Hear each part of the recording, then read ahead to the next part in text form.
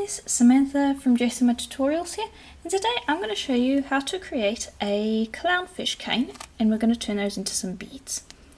So I have some Prima polymer clay here. I've also got some black to the side, and then some orange and white, and this is Prima polymer clay. Now for the orange, I have mixed equal parts Prima orange to equal parts Prima translucent, and it's not completely necessary, but it will give the orange a slight translucency once it's baked, and I just think it adds a nice effect. Then I also have white, and these are both rolled out on the thickest setting of my pasta machine.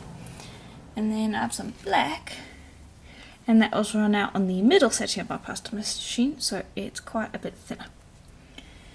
Now we're going to start with the white, and all I'm going to do is I'm just going to fold that, and we're going to be forming that into something that we can cut into a long rectangle.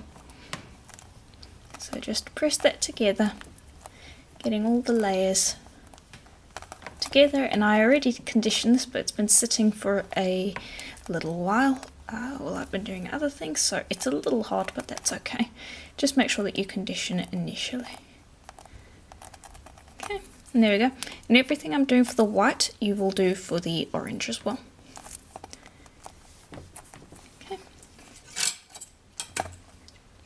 Okay, and there we go. I've got them both into logs, and they're both about 4 times the thickness of my thickest setting. Then for the orange, I am going to bring over that black, and I am going to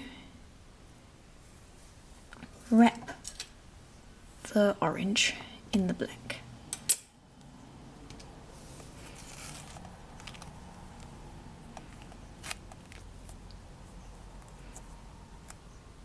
Like so. And just roll it up, and that will make a mark. And that is what you will cut along.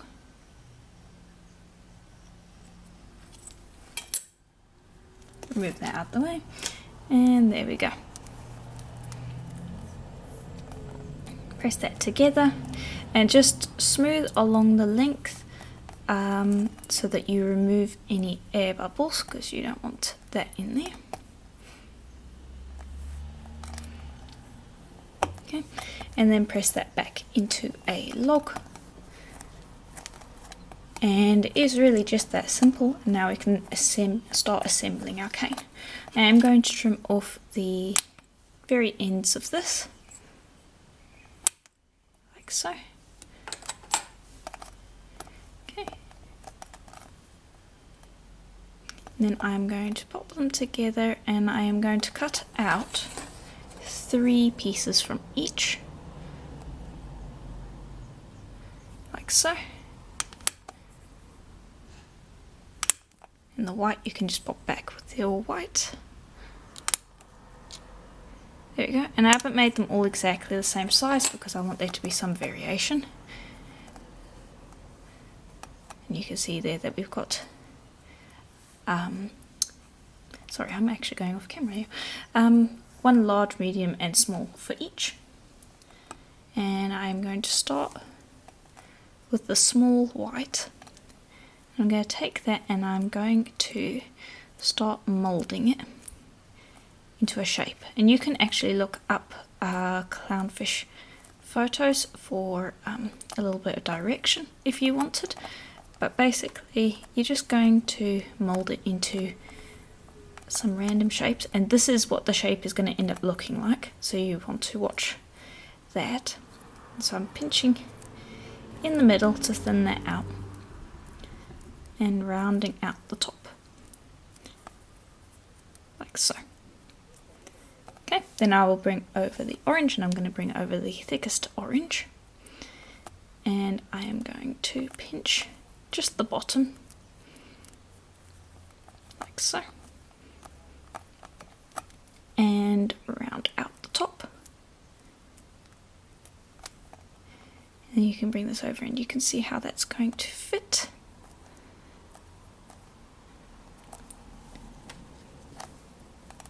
and then press that together. This is a very free form flowing cane, so it doesn't require a lot of skill. This is a very nice, easy cane to do.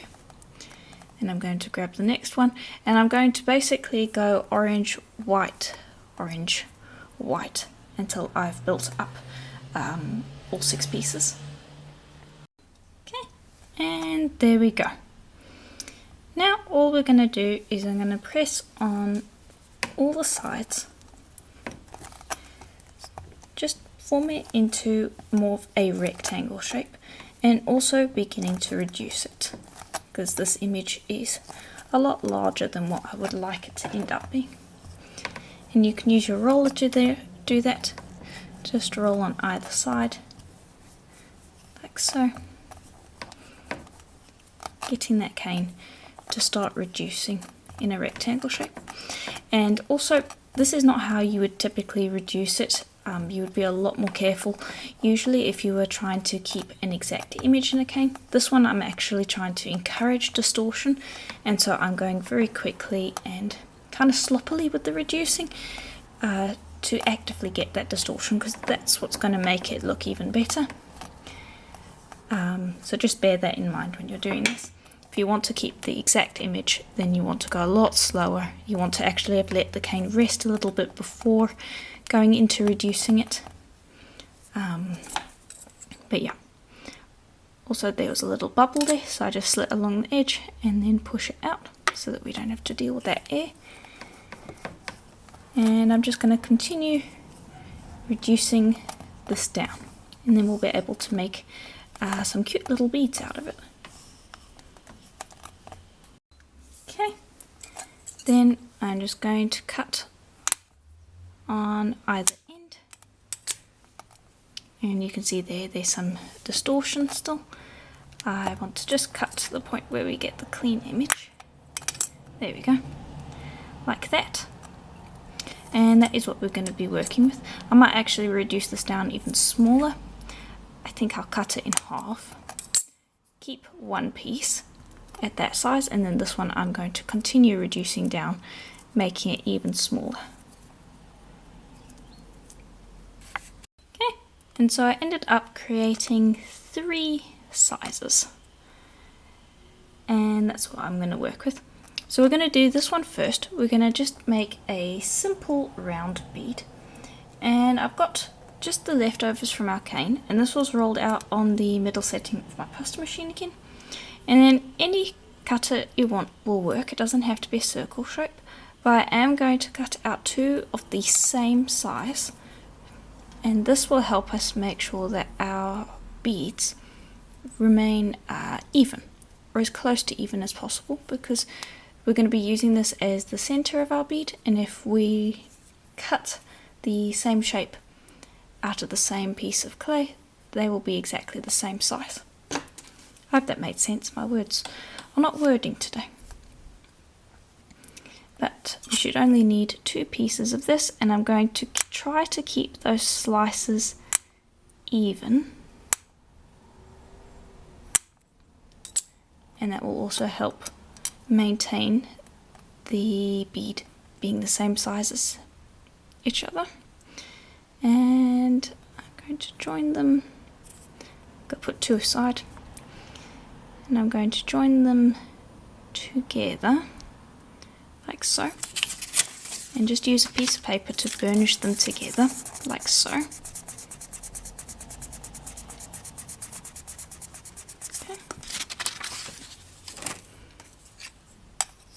Lift that up. Gonna grab this, gonna roll it into a very stout tube.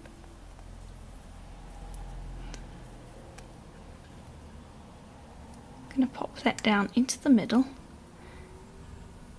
roll this up, and then at the seam line I'm going to try to join those 2 up as well, like we did before, just by pinching like so. Then on each of these ends, just gently push it in together so that you close up that hole and hide the inside. and then repeat on the other side with the white. Just pinch that in on itself, and this will continue to distort the cane a little bit, therefore adding even more interest to it. There we go. Then once you've done that, just press the whole thing together, and then you want to roll that in your hand, gently but firmly, removing all of those seam lines and everything like that, so that it's a nice solid piece of clay. You can see there how it looks. Okay, and I did the exact same with the other bead. Now that's how you create your little round clownfish beads. And what I'm going to do is I'm going to bring over an acrylic block, and I'm going to lie these down so the stripes are going this way. And I'm going to bring that acrylic block over, and I'm very gently going to roll them both at the same time, so that they're both exactly the same, just to create a little more of a cylinder shape. Then pinch the ends to taper them a little bit, and do those at the same time to try to get a nice even pattern, like so, and just go nice and slowly, like so. Okay, now do the same with the other one. Okay, and that's how they both look. I'm going to pop those to the side on a piece of paper. We're going to want to clean them up a little bit before baking them, but they need to sit and rest before we do that. So I'll just pop those to the side, and then we're going to make our next two beads. And for that, you're going to want either a metal or a wooden rod, like so. And I am again going to grab, actually I'm going to grab the next size up with that cane, and I am going to cut these cane pieces and make sure they're the thickness of which you want your bead, and you'll that will be more clear once you've made the bead. And again, it's 2 cane slices each. Each of those, pop them together. Again, give it a good burnish to stick them together, like so. And I actually might want to make it 3 pieces, so you can just add another one on and burnish that. There we go. Now just lift that up. I'm going to use the back side, pop that onto the tile, and I'm just going to burnish it again. I wanted to move it a little further in front of the camera. There we go. Then I am going to cut at a slight angle, like so. And if you have a cutter to do that, then you can do that as well. But I'm just creating a long triangle of sorts. And I'm going to make another one and make sure it's the same size. There we go. And I'm just going to pop this one to the side. I will make that one in a second. I just wanted to make sure they're about the same shape. I'm going to grab the mandrel and place it on at an angle. Now I like using the metal one because the wooden ones the clay doesn't really like to stick to, and so this process can be a little tricky if you decide to go wood, but you can if you want. I'm just going to curl it down the mandrel like so.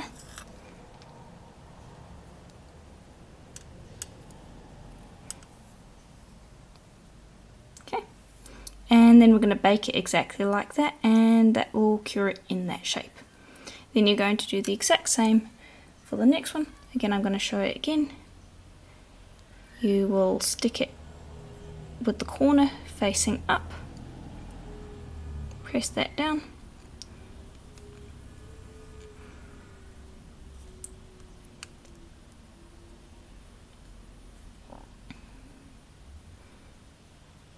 and then curl that around.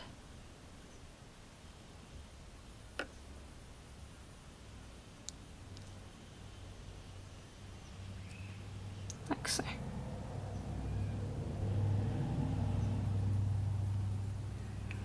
Okay, and then just make sure that that's stuck to the rod.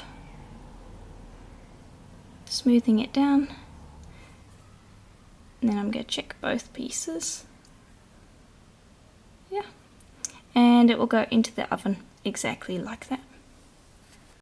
Okay, then we're going to come back to our other little beads, and now usually I will pierce beads after they have been baked so that I maintain the shape, but I really do want to clean these up because I don't want to have to sand them. Sanding little tiny beads is a bit of a pain, but the white needs to get cleaned up. So I am going to use a very small piercing pin here.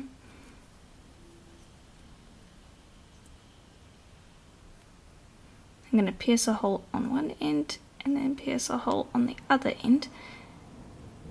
And then I'm going to meet that hole up in the middle, and that way I will end up with a straight hole.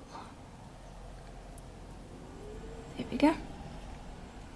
And then when it's on that wire, you can go and shape it, reshape it a little if you want to. That's why I said to give them some time to rest, so that they were a bit firmer for when you try to drill them. I'll do the same with the other one. Okay, and then to clean them, I will be using some isopropyl alcohol. And I'm just going to spray that on a little baby wipe. And I'm going to run that over the surface. And that will clean up the white. I'm not sure how well the camera is picking that up, but that does a really good job, and then you don't have to worry about sanding, which saves a lot of time ultimately. And also I think it does a better job than the sanding, because sanding can very easily distort your piece, because you tend to sand almost flat spots into it. So I do prefer to do this for beads. But it can be quite difficult if you haven't already pierced them through. Okay, and I'll do the same for the other one, and just clean it up like so. Okay, and there we go. I've just swapped one of the beads after I'd cleaned it to the other pin, and I've got them all balancing on just pieces of scrap clay. That way they're not actually touching the baking surface, so they don't get any flat spots. I'm now going to pop them into the oven for a full hour at Primo's recommended temperature. Make sure you allow them to cool before touching them, or take them out of the oven with gloves and put them in some water, because the metal gets really hot and it's easy to burn yourself.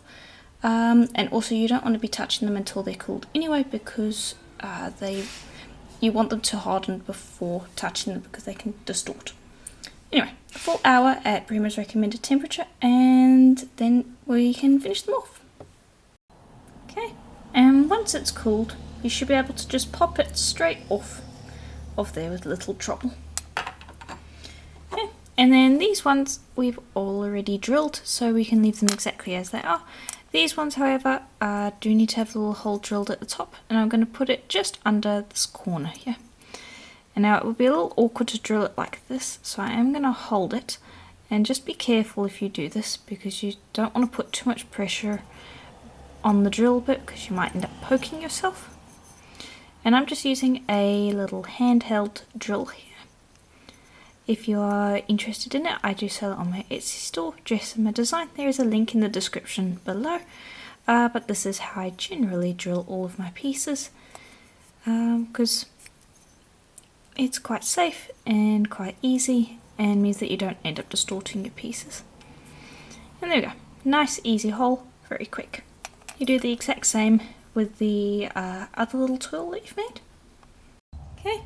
And then for the next step, you're going to want either a thin piece of wire or thread, and I will just use that to thread on both the beads and the little twirls that we've made.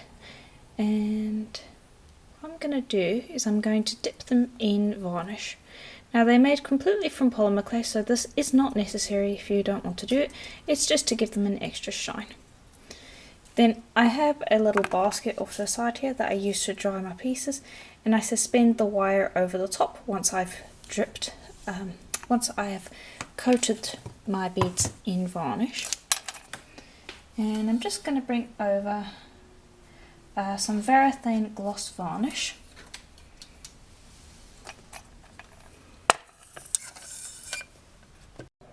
Okay, and I dip my pieces in this, but you can also brush the varnish on if you want to. I just prefer doing it this way. I just suspend them in, shake them around a little bit, and just give my camera a second to focus there. There we go. Okay, and then I'll take them out and I'll leave them for a bit just to kind of drip dry a bit, and then I will separate them. You can use anything to separate them just so that they don't stick together. Let them drip off for maybe a minute, and then I will move them over to the drying rack. And then you're going to want to keep an eye on them because they are going to form little drips, and you want to just dab those off with a baby wipe. And I'm going to be giving these 2 coats, and there's going to be a half an hour wait period between each coat. Okay, and once they're dry, let me just bring them over. You just slide them off the wire. It should be quite easy. I have only ended up giving them 1 coat each, and the other for the other bead and the other little twirl I have already assembled the earrings for, so I'm going to show you how to assemble these. Now this one I'll show in a bit. Let's start with this one. For this you are going to need 3 lengths of chain, all different lengths, and if you make a pair of earrings then you'll want to cut out 2 of each, so that you'll be able to have the same for the other earring. So everything you do for this one, do for the other one. Okay, and these ones I have got little seed beads attached to the bottom. Then this I've got a little head pin, one of the ones that has a little ball on the end of it. And then I also have some seed beads. I've got a big bag of them. This is the colour of my choice. Any colour that you want will work. But I will grab 3 of those and pop them onto the head pin, like so. Then grab a round nose plier and just bend that at an angle, like so. Then curl the wire around so that you create a little loop. Then trim, like so. Make sure you hold that tail of the wire before you trim it, because you don't want to go pinging off into who knows where is it, because I can catch in your eye. So just make sure you hold it. Then you've got that. Open up the loop, grab one end of your chain, and a nice fine chain is best for this, and just attach that wire, like so. And you would do the exact same for the other 2 pieces, so you have all 3. Then I'm going to grab a nice large silver jump ring, and I'm going to thread on the chain. I'm sorry, but I am quite a fair way from this and my eyes aren't as good as they used to be, so I'm sorry if this seems a little fussy. You would ideally have it right up close to your face so that you can see, but you'll just thread all 3 on, like so, and then you'll pop that jump ring through the hole that you already created. Grab a ear wire, pop that on, close it up, and that's just about it. And then you'll take that and you'll just kind of twirl it around so that it's positioned right in the middle of your piece, like so, and then it will hang with that suspended. And I'm sure that shows off better in the photos that I've taken. And I've done that for the other one, so let me just bring that little guy over as well. And there you've got your two earring pieces, like that. Okay. And the next one's also very simple. You'll grab a head pin, and this one's just got a flat bottom. I'll go grab two of those seed beads that I used before, and I'll thread them on. Then I've got a little rondelle spacer, which is a little larger than the seed bead, but not by much. I will pop on my bead. Then grab another two seed beads very quickly, and the rondelle, and pop those on. And then you'll do the exact same as you did before, where you just grab that, bend it at an angle, loop it around, cut off the excess, and then attach it to your ear wire. Okay, and there we go. That's our small pair of earrings, and these are our longer pair. But yeah, that is pretty much it. And you can see how a very simple cane like this can turn into something quite fun. I have done a earring design like that in the past, but it's actually been quite a while, and I really like the chain effect. Let me know what you think in the comments below. And if you'd like more tutorials like this one, please do consider subscribing to the channel, as I post videos every single week, and you won't want to miss a single one. And if you would like to support the channel going forward, please do consider becoming a patron. There is a link in the description below, and every one of you is greatly appreciated. So thank you for considering. And as always, I will see you in the next video. Bye for now.